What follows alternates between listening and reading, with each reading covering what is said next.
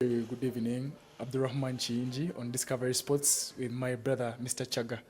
Yes, Mr. Chaga, how are you? Fine, how are you, How are you Sabo? doing, Sebo? I'm great. How was your weekend? It was a fantastic one with a couple of matches that had here and there. Yeah, yeah. Basically, I want us to talk about a team called Manchester City and its problems. We come today after they lost their match. It's after 11 matches where they have one win And they lost to the Red Devils. and they lost to the Red Devils. So they have many losers. As Manchester City met Manchester United on the Etihad Stadium, most people expected maybe that Man City was going to win this match, was going to be dominant because of how angry they are and hungry they are to have those goals scored and come back to their winning ways.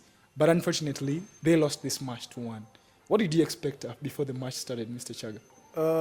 Well, Mr. Abdurrahman, I expected one Manchester United to make a statement by the new manager, Ruben Amorim. Unfortunately, Man City also had to liberate themselves.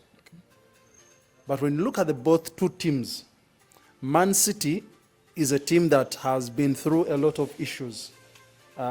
Through their 10 last games, they have conceded so many goals. True.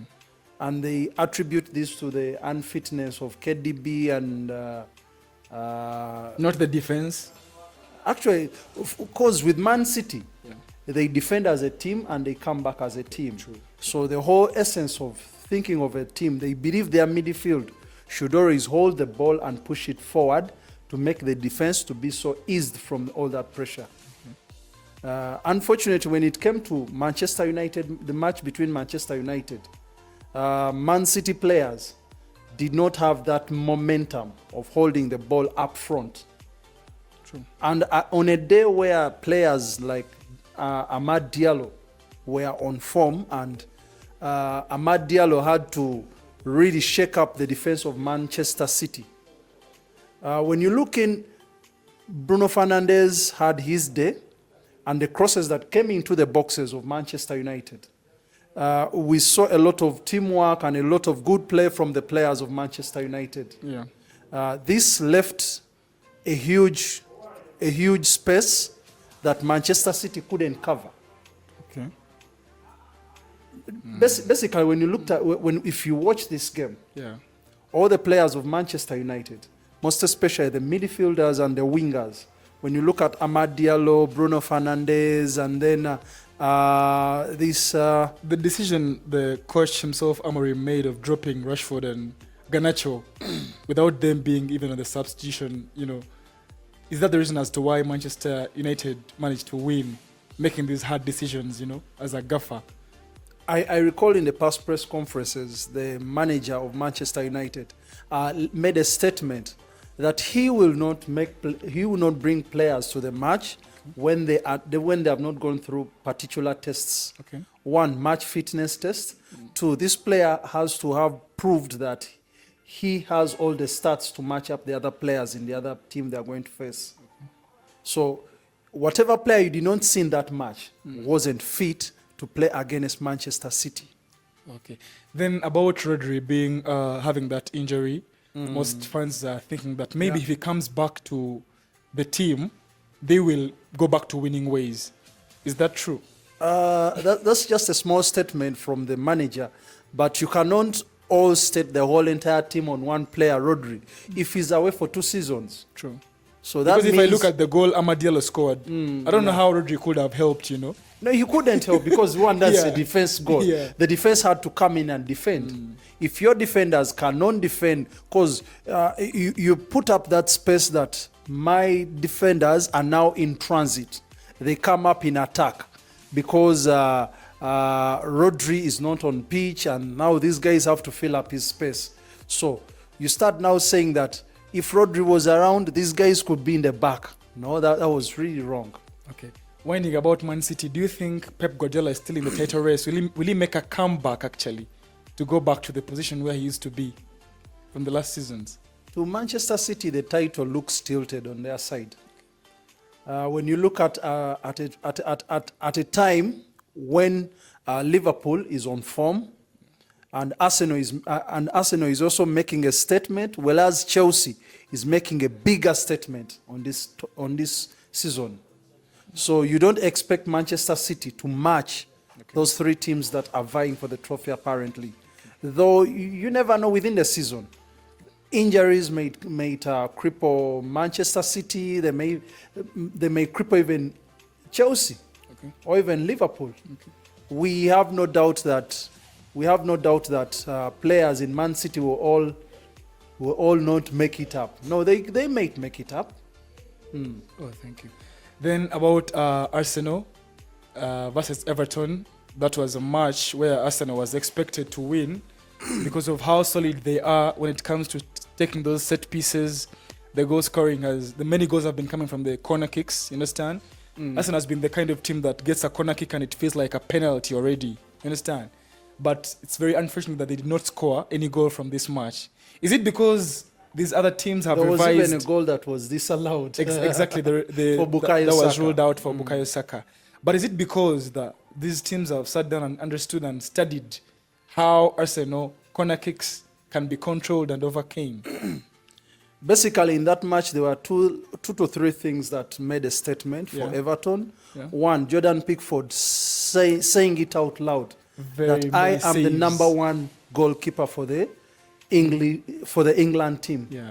So he made his statement Yeah. that wherever goalkeeper you bring for the Jazz shirt number one for England, no one will take up his spot. He really made a couple of very good saves. He made a statement from when you look at shots from Martinelli, Bukayo Saka, Odegaard. Odegaard, in fact, made over 4 attempts, but they are all saved by the goalkeeper, Jordan Pickford. Yeah. When it comes up to their defense, Yeah. it looks, if you're not well sighted, you may feel Everton doesn't have a good defense. But when you look at the likes of Gerard Braithwaite, one of the best defenders in the English Premier League, the best defense. and today I feel that he's one player that needs to move on from Everton to another team next season. He's a very good. So you couldn't expect Arsenal to come out and, you know what, I have to win. No, these guys were too good for that day. Yeah. So their defense was well organized, they were systematic, and even when you come in a midfield that had the likes of these players who could come in defense back, Yeah. and then they go back to the midfield. Yeah. So it really changed the whole narrative. Yeah. It really changed the whole The narrative. entire narrative. Then finally about Arsenal, about their coach Mikel Arteta. Some fans out there are already crying out for his leave. They feel like it's enough. They feel like they expected him maybe after last season to go back to the place where he used to be. And they feel like, you know, Arteta, what? You failed to get us a good striker. We are full of people or players who are meandering around. They're not scoring us goals, because in games like this is where we expect many goals to come against a team like Everton, because it's been a struggling team. It's been down there. It's trying to come back to where it used to be back in years. But Mikel Arteta, does he have to stay or he has to go, like most fans say? I don't think whether he has to basically go. Because when you look at teams, before you sign in a player, you have to move on some players to another team. Yeah. But you reach an instance when all these players have contracts that are running, and you need to create space for another player. Yeah. That's where Arsenal is. Yeah. So if you're to bring in a new player, that means you either have to sell players that are on loan, or you have to move on some academy players, and then now you sign in another player that can fit in that space. Apparently, Arsenal has a lot of midfielders with no strikers. Basically, that's what I read. When you look at Gabriel Jesus, yes, you can say he's a striker, but he's not. Yeah, he's a joker. He looks like a half nine or a false nine, or he's either a winger. Now you cannot really state where he really falls. And now when it comes to Kai Havertz, now That one is Kai Havertz. another player whom you can't definitely think whether he's a striker, whether he's a midfielder. You cannot Basically, tell. I cannot Basically, tell. Yeah. And actually, I don't know what the coach really wants. Yeah. If you have a team and you had a market where players like Victor Gyökeres were on market, and even this Nigerian Victor Osimhen was on market. Indeed, he had even to go as far as the Turkish league But he rather went On loan. for Raheem Sterling from Chelsea. on loan. Yeah. You can't leave Victor Osimhen and then sign Raheem Sterling. That was a wrong move for Mikel Arteta. True. Actually, it wasn't. He felt that maybe this team could push goals from midfield. Yeah. Just the way you look at Manchester City before they brought in Erling Haaland, most of the goals could come from the midfield. Majority of the goals. True. Basically, when you look at Mikel Arteta, Ancelotti, Pep Guardiola, all those coaches, they all use the same script. True. The only thing that differs is some of these coaches have started putting in different ingredients in that script. They would enjoy the tic-taca. They would enjoy that threat football of when we have the ball from the defense, the whole defense moves to the midfield and we all move into the attack. But apparently, when in scenarios where some coaches read the game well, they would push players back in defense. When you look at in the Champions League, what happened to Arsenal? They couldn't score any corner. Why? Do you know why? You had to put players back to keep Arsenal on the run, such that them when they think that you see the corner is coming and now we are heading, you had to put players ready to attack them. So they could feel we have to cover that space, and now they leave. You could not see either Gabriel Magalhaes coming to head. You could be on tension that if now I'm coming to head, who is staying there to cover up for me? So that's the best tactic that most teams have started learning today. Okay, thank you very much. Then lastly, I want to talk about Chelsea as a team. Enzo Maresca is doing a super job, and we can see that from the last played match yesterday, where they had Brentford to play. It was the kind of match where most teams expected for Chelsea to lose, in order for them to catch up points. For example, Arsenal is now 4 points behind Chelsea. But Enzo Maresca managed to come and win 2-1. So what has Enzo Maresca done to improve his team? Because he was the kind of coach who bought players and they used to make fun of him. They used to laugh at him and be like, he's buying everyone, that they can even find you on the street walking. And you tell the sporting director that you can play football. They get you anyhow. So they were making all those jokes around. But apparently, respect Enzo Maresca. What has Enzo Maresca done to change his team? Definitely, the way you said, Enzo Maresca deserves more respect. Yeah. A very good coach doesn't matter which player he or she has. Any player can play under any good coach, and you achieve the results. Repeat that again. I like that. Any player Any can player. play under a very good coach. As long as the coach is good. The moment the coach is good, Everything any is good. player can play under him and you achieve the results. I don't know when you watch the days of Jose Felix Mourinho when he arrived at Chelsea. Yeah. He found the likes of Didier Drogba and other players. They weren't that really good players by then. I think Mourinho is the one who brought the Didier Drogba to Chelsea. Definitely. Okay. And people like, he has brought these black guys. What are they going to do in the team? But and a very good coach who understands the game, who knows to calculate his tactics, because he's a coach who will look at his format, his formation, then he will look at the skills his players do have, and even the transitions. Yeah. Can these players defend? Can they come in transitions? Can they cover up the spaces when we don't have the ball? Yeah. So good coaches will look at a player who is a utility player. Not basically that I want a number nine. That's why when we look at Mikel Arteta last season, he is one of the coaches who used to have too much of utility players. The weather, and I really feel bitter when I hear Man City, when Pep Guardiola says that Rodri when this is a coach who believes in utility players. Yeah. And I believe even the people, even his number 2 can come in and play midfield. Exactly.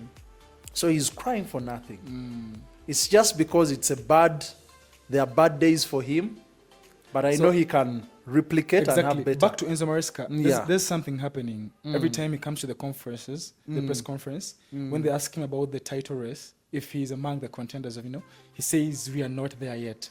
Yet he's winning every now and then. So I don't know. Why is he saying that? Is it the mentality, trying not to tell the Chelsea fans to have, much, pride in them, that they're gonna win, Yeah. so that in case anything happens, they don't. Have you ever played a game called chess? But not really. But for draft, I did. Chess, not really. Basically, draft and But chess, because once you move, you can move your queen and you move your king or your knight. The more you keep it closer, somebody may not know that you're about to take his queen. So he's on So a this is Enzo chessboard. Maresca. Enzo Maresca is on a chessboard. These players, they shouldn't get that excitement that we're already at the top of the table. We are going to take the trophy. No.